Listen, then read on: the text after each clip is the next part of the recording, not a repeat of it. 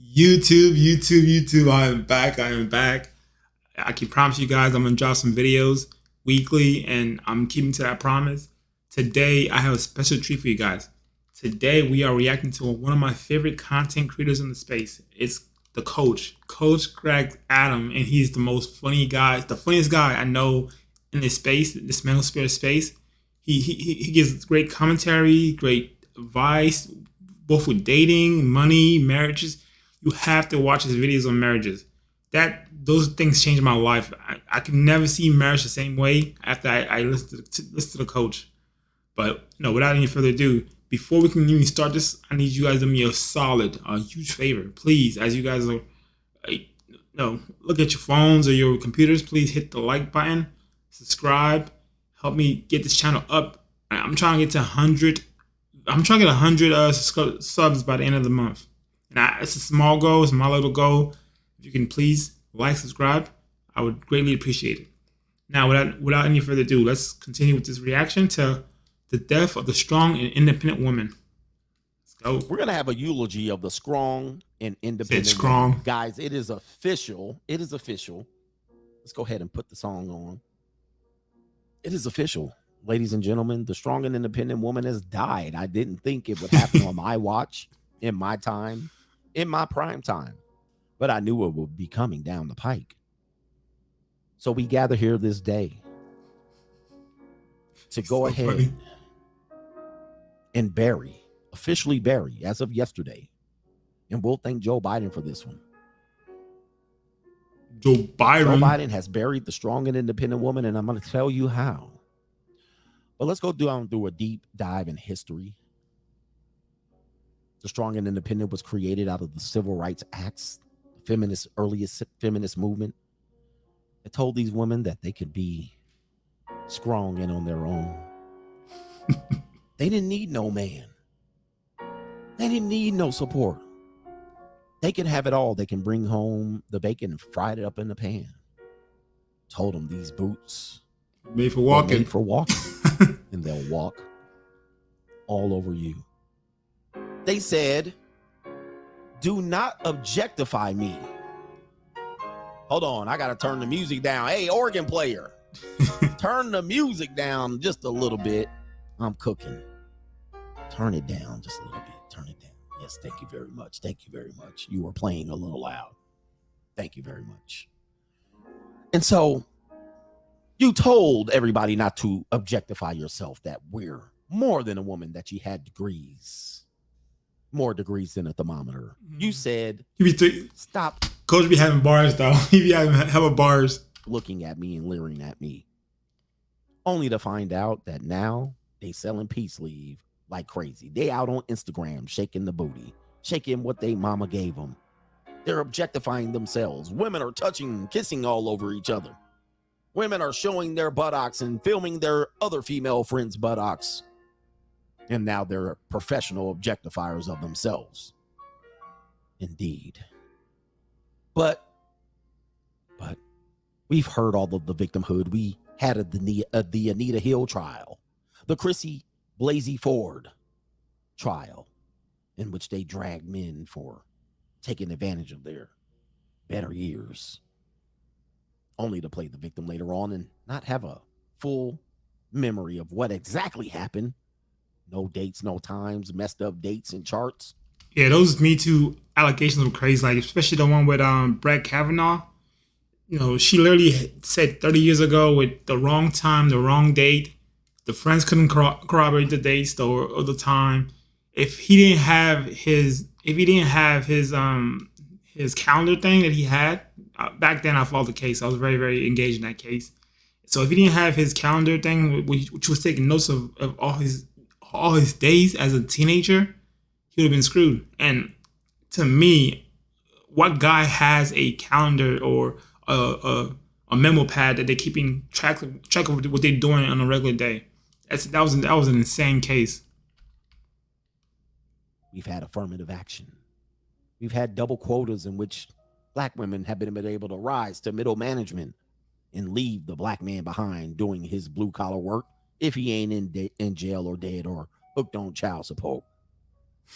These women had a fantastic 60 to 70 years of claiming independence. 60, 70 years of life, not too bad. But she's gone too soon. She done left us. When Joe Biden himself, shout out to Joe Biden, decided to eradicate $10,000 and potentially $20,000 in student loan debt, telling us essentially that they're going to pay for the past mistakes of the ignorant individuals who took out loans at the age of 18, piled it on with degrees. Yeah, I don't like the whole student loan thing. It's insane because I went to college too, so and I paid back my loan. I didn't take a loan. I just started working hard, and I mean a little bit of government assistance too. I'm gonna keep it 100, you guys. At the same time, like there's those kids who were taking out loans, and I saw them using that money to buy party, drugs, all that stuff. Like you simply cannot live a wild lifestyle and expect me to pay for it at the end of the day. That I don't like that. PhDs, MBAs, BAs, nurse degrees, and all kind of stuff. IT degrees, massage therapy degrees, and if all of that stuff, Joe Biden, with the stroke of his pen, deleted forever the strong and independent woman. See, at this particular point, the strong and independent woman can no longer lay claim to that title. You are indeed dependent. You're dependent on Big Daddy government. Oh yeah. Some of these women were celebrating in the streets. $100,000 of debt, but they got $10,000 off and they're celebrating. They're crying. Thank you, George. Thank you, Daddy George, for showing that I'm not independent no more. That I made dumbass mistakes of signing up for these student ass loans. That I got no benefit from these student ass loans and these multiple degrees. And I bragged on these guys that didn't have degrees. And I said, you must have a degree because I'm the most educated. Now it shows that most educated means absolutely nothing. And it gave you no independence. See, no longer can you hang that hat that you strong and independent because the government has come to save that. I get his point. You're not really independent. Somebody has to come in and kind of rescue you from your own decisions. So, you have your degrees, you have all this accolades. On paper, it sounds nice, but if somebody else got to pay for it, like how are you really independent? Some other men is taking care of that for you at the end of the day. Yes. The government has come to show you who is your daddy. The government has told you that you are now dependent on us, you succubus. You are now under the thumb officially of the government. And your daddy saved your life and actually caused your death. So I hereby acknowledge that this day, on August 25th, 2022, that any woman that shall lie and say she is strong and independent, but is yes have been on the recipient side of the student loan debt handout, they should themselves consider themselves to be the ghost of the strong and independent woman, the absolute ghost. She don't exist. She never really existed, but officially she is dead. Yes, let's go ahead and sound the bell. Thank you very much. Hey, let's go ahead and send them down. The Undertaker is going to go ahead and prepare your last day here on this earth. Your spirit has risen to the heavens.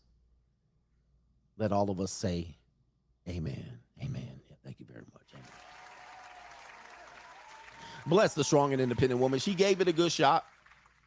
She used daycare, welfare, student loans, Pell Grants, all thumping her chest, degrees, jobs, careers. Many of them escaped this and managed to find men to marry and get erratic. And that's the biggest thing I hate about the whole women going to college and getting degrees and getting these loans. I'm about to go on a rant real quick. So women will go to college and go to college and go to grad school and get these loans out to become a lawyer or doctor or whatever they want to become. And they'll turn 30 years old. They'll meet a guy, marry a guy, By 32 years old, they have a kid, and then they don't want to go back to work. So you spend all that time working. You spend all that time going to school, taking out loans, and find a guy, and now you don't want to go back to work. Who's gonna pay for all that education? Who's gonna pay those loans back? So pretty much is you wanted to work until you had a baby, and now you don't want to work. That's insane. The man has to pay the bills now. The man has to not only pay for his bills, his student loans, but for you and your student loans. Nah, that's wild. Take that debt. Many of them never paid any of those monies back. Many of them used divorce, support, alimony to try to be fronting and perpetrating a fraud against the system itself, which is the relationship system, and further created a catastrophe. And not only that, they are created more taxpayers paying off their debt, despite the fact that many of these taxpayers themselves never went to college. Yeah, that's and now not they fair. gotta pay for the strong and independent woman. So here we lay to rest. Ashes to ashes, dust to dust forever. The strong and independent woman. Yes, indeed. Appreciate that. Thank you, Uncle Joe. We've been wanting to put this woman out the pasture. Unfortunately, we've ushered in socialism. Anyway, man, in my book, we're going to read this really quick. This is my book, The Evolution. I wrote this in 2019.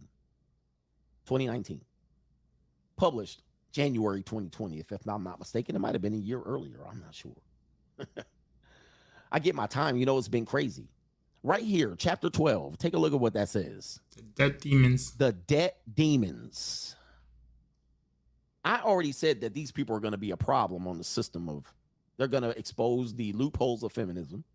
They are also going to, in essence, cause a catastrophe in the economy. They're going to increase inflation. Yeah, I don't see how this whole paying back the debt or erasing it, because you don't erase that. That's somebody actually already worked for that money. Somebody actually already used the money to buy other stuff with. So the money is still owed. It's still owed. You're just pushing the dates back. So some way we gotta find a way to pay that money back. And the only way you can pay that money back is by printing more money. And right now we're already at a high inflation rate. So there's no way this is gonna end well for anybody. Like, I get it, your student loans gets paid, but some way somehow this is gonna affect you negatively. People don't see that. Inflation and so forth and so on. Let me read from my book. And I apologize if my reading is fundamental. Student loan debt broke. Right there, it says it right there. You see that? You see that? The debt demons. Most single women are flat broke. I'll read this part of the book here. You guys can get the rest there. Many women have been given the idea that they are free, when far too many of them are in over their heads in student loan debt and consumer debt and are not able to afford to live alone. I'm not talking about 20-year-old women. I'm talking about women in their mid-30s and older. Many of them are still living at home with their parents and oddly judging the lack of economically attractive men on the marketplace. For feminism, attending college was a feather in their cap. They perceived a college degree as a way for women to achieve equality in the workplace. That's dead. Wait, that's dead now. Continuing on, even when a feminist newspaper article celebrated the fact that the majority of college students are women, you have to scratch your head and wonder if they are ignorant to the fact that 67% of the student loan debt belongs to women. And when I heard that, I'm like, oh shoot, now I know why like you have these politicians kind of like talking to women, like because if the women holds more of the debt, if you offer them to pay the debt off, you can pretty much secure that vote. So you say, hey, I'm gonna give you $10,000. If I'm a girl who's down deep in some debt and has some student loans, I'll vote for the guy who says he's gonna promise me to pay down my debt. It just makes sense. Give me my flowers. Yes, thank you very much. I appreciate y'all. Thank you very much. Thank you very much. I'm on it. It says right here, this has been a major loss in the column of feminism. They were successful in producing the most debt slaves in a 50-year period. Now, why is this important for men to accept and understand? The answer is simple. Young men are the targets for women to dump their debt into the laps via marriage. Yes. I've been emphasizing that young men who are often blindsided by the realities of debt once they establish long-term relationships in marriage. The reality is that the majority of women in the marketplace are flat broke, and they are pretty much the predator when they are on the marketplace. They are looking for individuals to rescue them. This is before I even talked about sugar daddies. Yo, it says right here, they are not looking for love. They are looking for lovers. Wait, they are not looking for love. They are not looking for lovers or sexual partners. What they often ultimately want is an individual that can marry, they can marry in order to get them out of debt and the situations that feminism has created for them. Yeah, because men are pretty much like more rational and like more pragmatic. So when the man sees a problem, like he can say, "Hey, this is how to get to A. This is how to get from A to B to C to D." Women are very like emotional, and they wherever the wind blows is where they fly to. So typically, if you're a man, you have to be the provider. So your girl will come through. She would have a massive amount of debt, and it's gonna be your job to clean that up. I say I ain't gonna do that. So if I'm gonna be with a girl long term, I'm definitely gonna marry her. But if I'm gonna be with her long term, she cannot have a large amount of debt. You can have a little bit of debt. Everybody has a little bit of debt. I have a little bit of debt, but I have a business too, so I'm starting to. So I had to take out like a nice like little business loan. So it's part of the process to build a business. So anyway, this video is getting kind of long. I want to cut it here. Let me know what you guys thought about the video. I definitely gonna do some more of Coach Greg Adams videos. I like the way he thinks. I like comedy. He calls it edutainment. It's very funny, so you guys should check him out. And his main channel, the Free Agent Lifestyle channel, and his Coach Greg Adams channel. And let me know what you guys think about the video. For now, YouTube, I am out. Peace.